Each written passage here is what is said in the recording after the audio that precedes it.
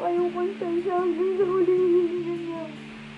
Nagpalabas ba kayo makasulungan niya?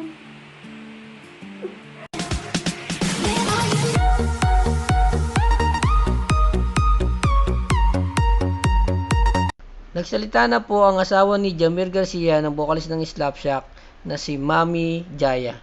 Pakinggan po natin ang kanyang saloobin sa videong ito. Parang wala kayong pinagsamahan. Totoo lang nung lumabas yung balita. Lahat kami nasaktan, lahat kami nahirapan, lahat kami umiyak. Pero gusto ko lang malaman nyo. Simula nung lumabas yung balita niya ng unang araw pa lang. Hindi na nagtalo sa gabi. Nilintip niya lahat ng sakit na pinukol niya sa kanya.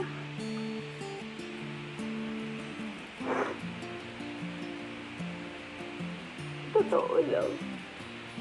Hindi niya na iniintindi yung mga pinupukol na kanya, yung mga binibintang sa kanya, wala sa pakialam na doon. Hindi niya lang po talaga matanggap na yung mga taong minahal niya.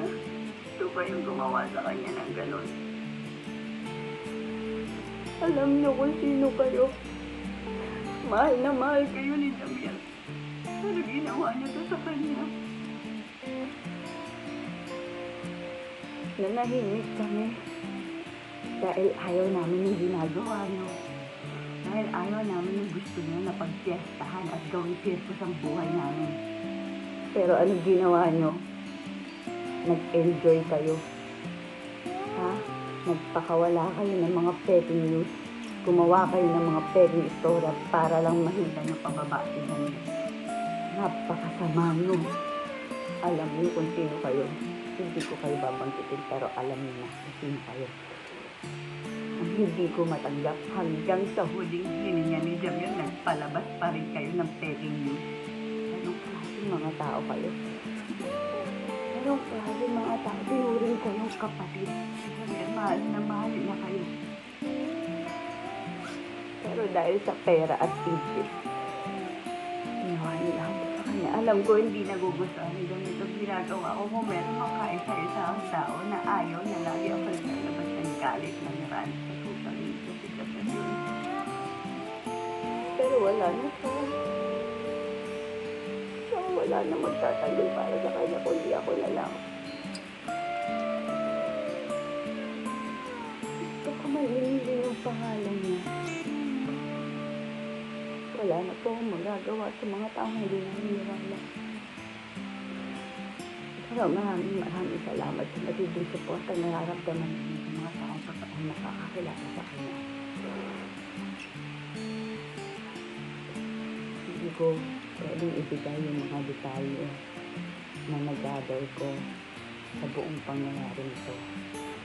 Pero isa lang masasabi ko, mahal kayo dito niyo. Hindi pa sa kapatid. Wala kayong konsensya. Pinadeserve kong ginawa niya sa kanya.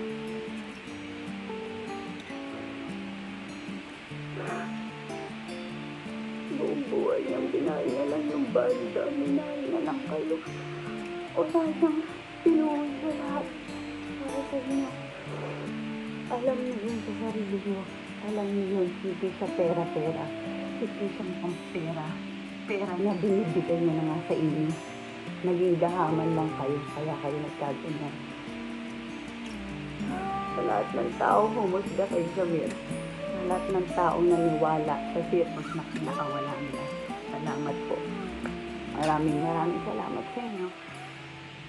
Dahil naniwala kayo sa kabaliwan ng mga tao to. Dadasal ko na lang lahat kayo.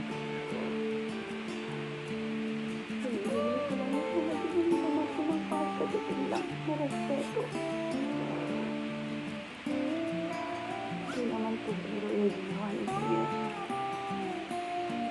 Para sa inyo, sana lang.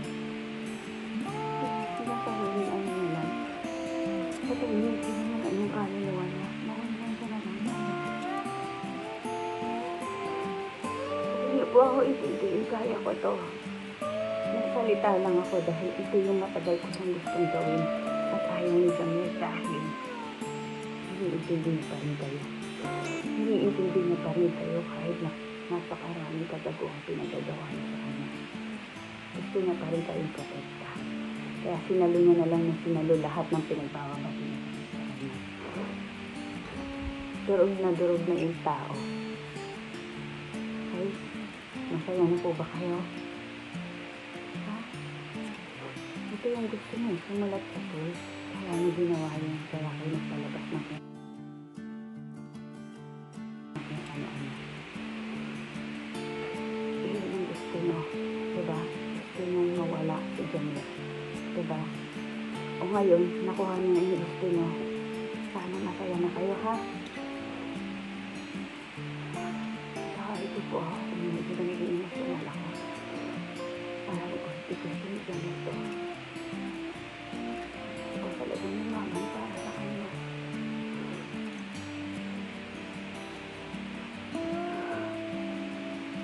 Hindi ko alam kung paano tatapos ito. Basta lang po yung gusto ko sabihin sa lahat na lumabas na niyo sa kanya. Anak ko, nagtatanong kayo. Alam ko maraming nagtatanong bakit hindi kami nagsasalita. Bakit hindi kami nag-react. Bakit ang tahimik lang nila. Guilty ba sila? Lahat yun. Dinibdib namin lahat yun. Kaya nga nagpakamatay yung asawa ko eh. Dahil gusto sa ginawa niyo eh. Dinibdib namin lahat yun. Dahil umakata kami nilalabas ng hostila. Sa lahat na nakakakilala kayo nila alam niyo yung totoo. Maraming salamat sa lahat ng naniwala. Sa lahat ng hindi bumitaw. Mahal namin kayo. At yun sa mga nagpasakot sa kademonyohan.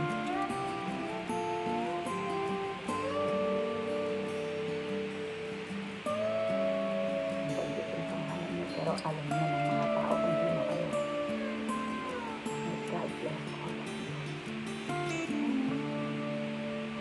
Sinuring kayong kapatid ni Jamil. Mahal na mahal kayo ni Jamil. Hanggang sa uling siniya niya, dinibdib niya lahat dahil hindi niya kaya saktan kayo. Hindi niya kaya suklian yung pandidemonyo niya sa kanya. Hindi niya kaya. Sinalo niya na lang lahat. Wala kayong konsensya hanggang sa huling hininga niya. Nagpalabas ba kayo na kasinungaling yan? Parang wala kayong pinagsamahan. Kasi pagdating ng pangalan niyo.